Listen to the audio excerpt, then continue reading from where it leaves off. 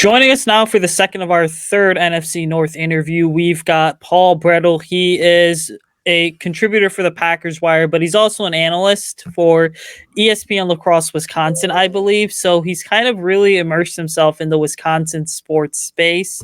Paul, how is it going? Thanks so much for hopping on here. Got a couple more days until NFL teams report to training camp. So we're officially there, I feel like.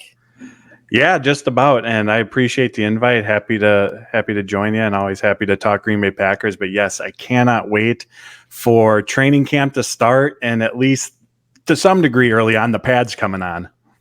Yeah, it's weird because like the first I want to say week or so of training camp, it's everyone scrambling for news, but the real excitement I feel like begins once the pads officially come on. Anyways, like I said, this is an NFC North kind of Packers preview here. We're going to be going over some Packers and Bears stuff. Paul's going to be diving into the state of the Packers roster because newsflash, it does go much deeper than the quarterback position. And I won't even lie. I'm kind of so relieved that the season's finally here because I feel like May, June, July, the last 3 months have pretty much just been like surrounding the quarterback position. And I've constantly pounded the table and been like, okay, it gets deeper than that. I don't know if it's the same for you guys up in Green Bay too, in terms of people like, you got your amateur fans and just your fan base in general. That's like, it's quarterback this, quarterback that. And it's like, okay, we understand it's about the quarterback, but there's X number of other positions that you kind of have to pay attention to. Yeah, that's 100% it. And I'm sure we'll get into it, as we dive into the discussion here. But like offensive line play is going to be so important for the Packers this year. And, when you have a first-time starting quarterback, as Matt LaFleur said, expectations should be tempered. And to give him, Jordan Love in this instance, the best opportunity to be successful, it's going to take everyone around him, playing well as well. So I have to ask you, because for me, I remember where I was, what I was doing when Aaron Rodgers was traded. I also remember sixth grade. This is a bit of a funny story here, right? But anyway, sixth grade, I remember it was Monday Night Football, and Aaron Rodgers was making his debut against the Vikings at Lambeau Field, I believe. And the kid sitting across from me, who also lived down the street from me, was a Packers fan. And sixth grade me continued to trash Aaron Rodgers, and I'm like, this is not going to end well for you guys. But I feel like, your typical like middle school trash talk that takes place outside the cafeteria. We've all kind of been there. But when the trade finally happened, I mean, what was your reaction from a Green Bay reporter's perspective? Because I feel like, the typical reaction for a lot of people in the NFC North was, oh my God, it's done, it's over with. But knowing, some of the Green Bay people that I talked to, there's a certain vibe that I got in terms of you could have rolled it either way with Jordan Love or Aaron Rodgers going into this season. Yeah, so I think when it actually happened, it was almost like because what had been like at least 4 weeks, maybe 5-6 weeks, where we knew something was coming. It was just at that time about working out the details. And I was actually at Lambeau Field. We were sitting in the media auditorium because Brian Gutekunst was set to speak at 3:30 that day because it was draft week. So he was set to talk about the upcoming draft.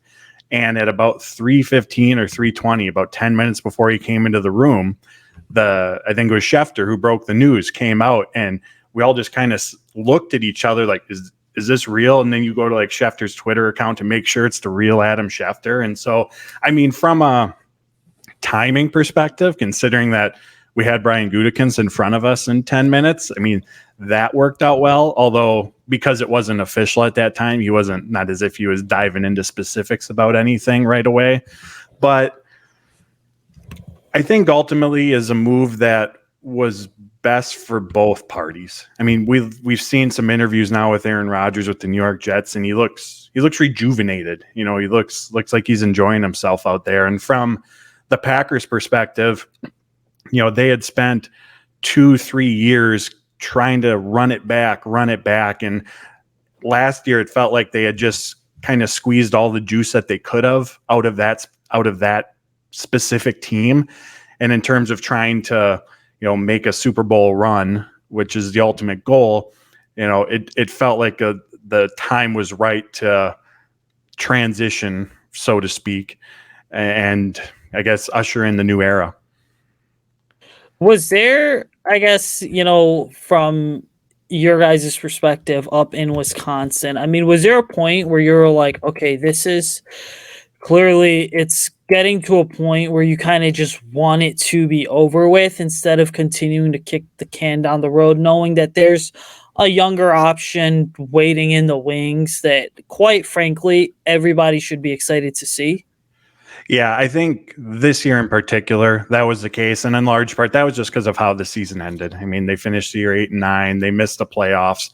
It would have been different if it probably would have been a different feeling if they had even won that Detroit game at the end of the year and made it to the playoffs, and maybe they win a game or so.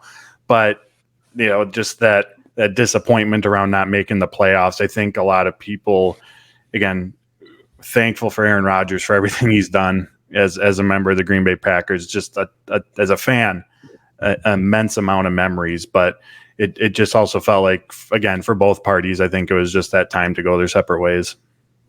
See, to me, I liken it to when the Bears and Jay Cutler had kind of reached their wits' end. And at that point, you're just like, all right, it's clearly time to go ahead and move on because this thing just isn't working anymore. And how much longer are we going to continue to pump, false hope into the organization and the fan base? But getting away from Aaron specifically, focusing on the state of the Packers roster. This is a team that, they had a significant amount of turnover this past season. You look at, Adrian Amos, he is now with the New York Jets. You look at Alan Lazard signing with the Jets, Dean Lowry signing with the Vikings, Robert Tonyan signing with Chicago. I mean, really a handful of key pieces that made up the Matt LaFleur, Aaron Rodgers Packers. They've moved on. And so what's next for this team? Because they had a really intriguing draft, if you're asking me. Yeah, so for me, in terms of expectations this season, and what I hope to see, it goes beyond the win and loss column. What we need to see from Jordan Love specifically in this Packers offense is progression. That first Aaron Rodgers season after Brett Favre left, the Packers were 6-10, but you saw on Sundays, you saw on film, maybe not at the time that you're thinking he's going to be a Hall of Famer, but you saw someone that you could say, all right, he can be our guy moving forward. And ultimately what the Packers have to get to is a year from now or sooner than that, but next offseason, knowing whether Jordan Love's the guy or if he's not. Because if he is, we start building around him, and they've already begun to do that on the offensive side specifically. But if he's not the guy, then you need to start looking for who the next potential option is. What we can have happen is get to next offseason, and there's this kind of in-between feeling on him, because that just prolongs prolongs the process in whatever sort of world that they're living in. So what we need to see from him is progression. He's a first year starting quarterback. There's going to be ups and downs. There's going to be mistakes. There's going to be turnovers, but it's also his fourth year in the NFL. It's his fourth year in the Matt LaFleur offense. He shouldn't have the same leniency either as like a rookie would. So we need to see that progression. The mistakes that happen in week 2 shouldn't be happening in week 5, 6, 7, or at least not as often, depending on what the mistake is. So we need to see progression from Jordan Love, and we need to find out who are going to be the core pieces of this roster moving forward. There's a lot of young players on offense. There's talent on the defense. Who are going to be the guys that, especially if Love does find some success this season, that we can look at in 2024 and go, here's our core that we're going to build around to hopefully open up another window for the foreseeable future. So those are kind of the big things on my list that I hope that we learn this season moving forward. So you mentioned figuring out who the core is because, I mean, this is a roster that they have won a significant amount of turnover. And you look at last season, I mean, Christian Watson started off kind of slow, but he really hit his stride as the season progressed. You look at the running game, and I think, it's fair to say Green Bay's got as good a running game in A.J. Dillon as well as Aaron Jones as any of these other teams in the NFC. But what about your overall assessment of this Green Bay roster? Because most outsiders look at it, they're going to say, it's a roster that's not quite ready to compete for, and again, it's outside of the quarterback, but it's a roster that isn't necessarily championship caliber, but there is a lot of young, high upside guys when you've got, 8 or 9 first round picks on the defensive side of the ball. And then there's so much potential on offense as well. Yeah, absolutely. I mean, the defense is, they lost Adrian Amos, but for the most part, this defense is largely the same players coming back. And, the hope is that they can reach the ceiling that I think, or the expectations that I think many of us have for them. And a big area where they're going to have to get better is run defense. That's something that's been an issue for the Green Bay Packers for a number of years now. And if that defense is going to find success, that's where it begins. We look at their team last year, they ranked 28th in yards per carry allowed. They ranked 30th in run defense by DVOA. And that just puts, when the offense is picking up 4, 5, 6 yards on first down, like they often were, it puts the defense on its heels. When the offense is in second and short, third and short, it opens up the entire playbook for them and leaves the defense guessing to a degree on what's coming. But if they can get ahead, if they can keep the offense behind the stick, slow the run, they have a lot of potential in terms of pass rushers getting after the quarterback. Rashawn Gary will be back in the mix. Of course, they've got Kenny Clark, Preston Smith. They just drafted Lucas Van Ness, Colby Wooden in the 4th round. Like, they have guys who can get after the quarterback, but they have to be in situations where they can utilize that strength. So stopping the run for the defense is going to be incredibly important. And from there, there's just a positive trickle-down effect when you can do that to every other position on that side of the ball. Everybody benefits when you're slowing the run.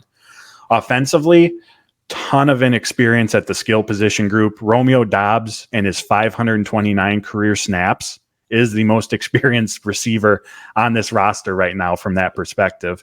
At tight end, they have Josiah DeGuara, who's entering his 4th season, but he's more of an H-back. Like, if the Packers could use him in the specific role they want him to, he would do that job versus traditional tight end responsibilities. So they're going to be relying heavily on Luke Musgrave and Tucker Kraft, 2nd and 3rd round picks. And historically, rookie tight ends, even those taken in the 1st round, like, they don't produce heavily in their first season. Matt LaFleur said that outside of the quarterback position, he considers that to be the 2nd toughest transition from college to the NFL. And in large part, that's because of all the responsibilities that player has. They have to be versatile, moving around the formation, effective pass blockers, run blockers, like an offensive tackle, no route concepts like a receiver. There's just a lot that goes into that role. But the Packers have a ton of upside there, as you mentioned as well. They haven't had a guy like Luke Musgrave in terms of just physical skill set and his speed, ability to stretch the field since I can't remember when. And then at receiver, again, a lot more speed. Christian Watson. They added Jaden Reed to the mix, who the Packers clocked during the pre-draft process, running a 4.37. So they have speed.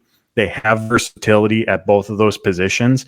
And that's going to help open up the Matt LaFleur playbook in terms of achieving that illusion of complexity that he often refers to, which keeps defenses off balance and allows them to run a variety of plays from just a few personnel packages.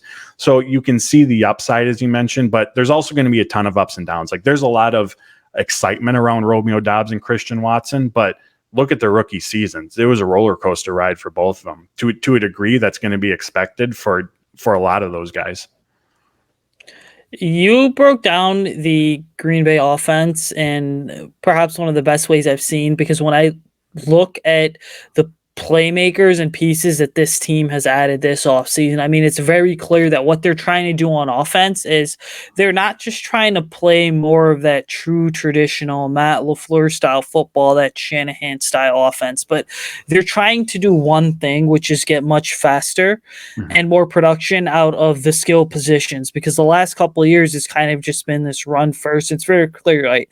Matt has a certain level of confidence in Jordan Love to be able to operate his offense at a much faster and more efficient pace than, maybe we saw Aaron Rodgers go ahead and do it, because there's a big difference between a guy that's in his mid to late 30s operating this offense versus a young buck who's been on the sideline for the last couple seasons. But, training camp, I mean, there's tens and thousands of storylines from the undrafted free agent from a small D3 school that has one really good day to whatever the quarterback is doing. What are some key storylines to monitor over the next basically 5 to 6 weeks here from the Packers' perspective? I think we hit on a few of them. Obviously, Jordan Love and how he's progressing through practice. During OTAs and minicamp, the Packers had 5 practices that were open to the media that were able to attend. And some of the things that stood out to me, both on the field and then when Love was having a press conference, he has a very just calm confidence about him. Very even keeled. You see that on the practice field after a good play, after a bad play, not getting too high, not getting too low. You see him talking with the players in between plays, which I assume was, diagnosing, talking about what just took place. And some of the things that stood out were his aggressiveness. And I mean that in a good way, not just chucking the ball downfield, but letting it rip, when the window's open, taking it and throwing it right away, going through his progressions, his footwork, movement drills. Those have been points of emphasis for him. And he was heavily targeting the middle of the field. That's a part of the field that Aaron Rodgers did not throw to very often, but I expect in the LaFleur offense with Jordan Love, we're going to see a lot of that. Reason being, it's a great way to get guys the ball in space, and then going back to the speed we just talked about that these skill position players have, yard after the catch ability as well. So I think we're going to see a lot of that. So that's what stood out to me during those open practices in watching Love. And again, it was up and down. There were some beautiful downfield throws. Then there were overthrows. He was quick out of the huddle, commanding the line of scrimmage. Then there was an interception. So it was as expected, but you hope to see that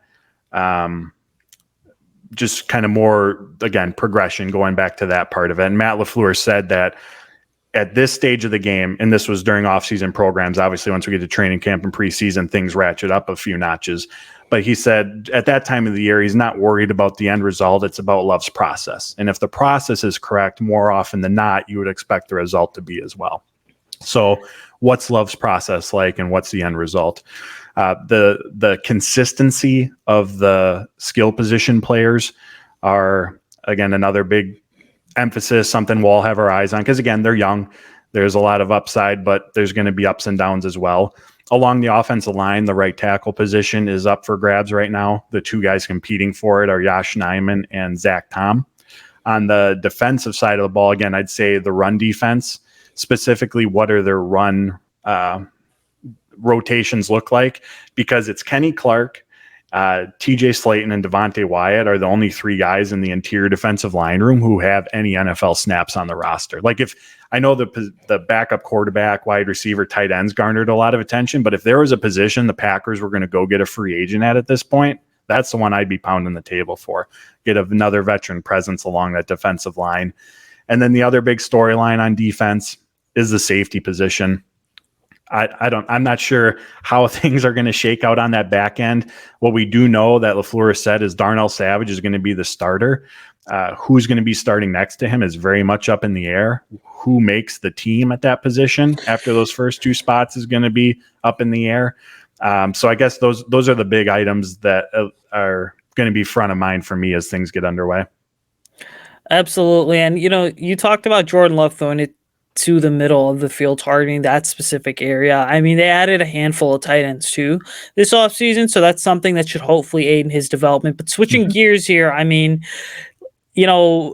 working in this industry, even though we cover one specific team at times, you kind of keep an eye on what's going on with teams in the division and just around the league. But, give us the gist of your thoughts on the Bears offseason, what you loved, what you hated, and don't hesitate to be brutally honest, because we are brutally honest here at the Bear Report too about this team. Yeah, absolutely. I mean, I think, and I guess let me know if Bear fans feel differently, but to a degree, there's a little bit of overlap with him and Love in terms of Bear fans probably want to see, like, all right, is Justin Fields going to be the guy, moving forward for this franchise? So I feel like this is a big year for him in that regard. Chicago went out and put added to the offensive line, I believe. Obviously, the addition of DJ Moore in the receiver room in terms of adding other skill positions around him. On the defensive side of the ball, adding a couple linebackers to the mix, good as well. So the NFC North as a whole is it's really, really interesting in terms of how things are going to shake out. Because I feel like with all four teams, there's cases you can make for the positive outcome, and then there's cases that you can make for why things might not go well, and really just about anything in between. So this division as a whole is going to be really interesting to watch. I know. I was on an interview with a Lions reporter before this, and he kind of said the same thing. He's like, look, no matter what happens, I mean, the division is just about as wide open as it gets. But focusing specifically on Justin, because he's played 4 games against Green Bay now over the last 2 seasons. I mean, what are your thoughts on him as a quarterback? Because from a Bears perspective, it's crazy when I talk to people. I mean, their whole thing is just Jordan Love's not going to succeed. He's not as good as anyone thinks that he is. Whereas with Justin, it's kind of the typical fan thought process of, well, our guy's the best guy out there and our guy for sure is going to succeed. But the NFL, nothing's guaranteed. Mm-hmm. Yeah, I mean, I think with Fields, it's coming down to showing that progression and passing ability. I mean, that's the big thing that has to click for him this year. It's year 3. It's going to be a second season with Luke Getsy, former Packers quarterbacks coach, as the Bears offensive coordinator. So, typically if you're going to see a jump, year 2 is when it's going to happen. I look back at the 2019 Packers versus the 2020. Both teams finished with 13 wins, but in terms of how the offense operated, the 2020 unit was so much more efficient. It was so much more effective. And I think a key contributor to that was it was the second year in the offense. It allowed Matt LaFleur to go deeper into the playbook. Everybody's more comfortable with what their responsibilities are and are out there playing more so than thinking. So for Justin Fields, I think that's the big thing that he has to show all of us, is making that jump in the second year of Getsy's system. And then also, again, that jump as a passer of the football is going to be the thing that we all have our eyes on.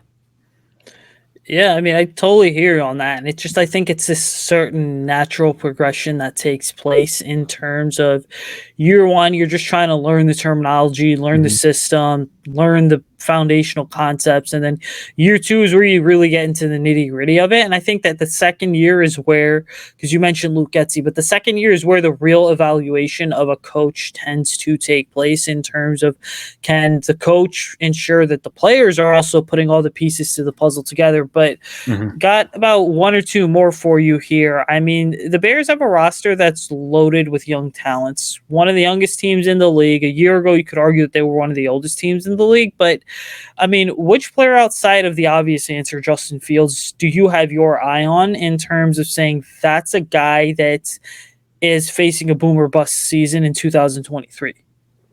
That's a good question. I mean, I think offensively, and boom or bust may be a little strong, but Cole Kmet's someone that I'll be watching, just because, again, knowing Getsy and bringing over some of that LaFleur style. The tight end plays an important role in that offense, both as a blocker and also being someone to turn to in the passing game.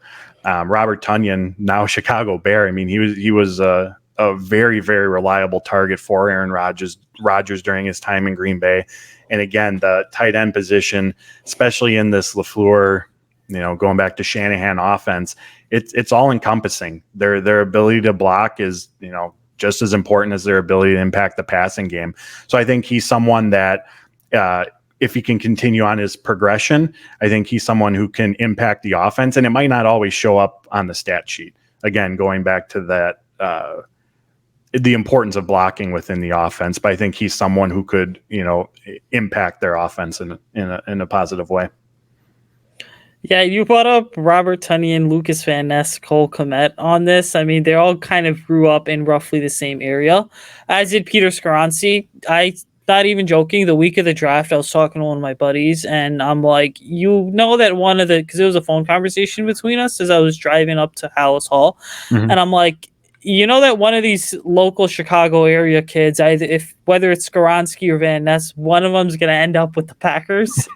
And I'm like, that's just destiny right there waiting to happen, right? You grow up watching a specific team, and then what happens is, Hmm.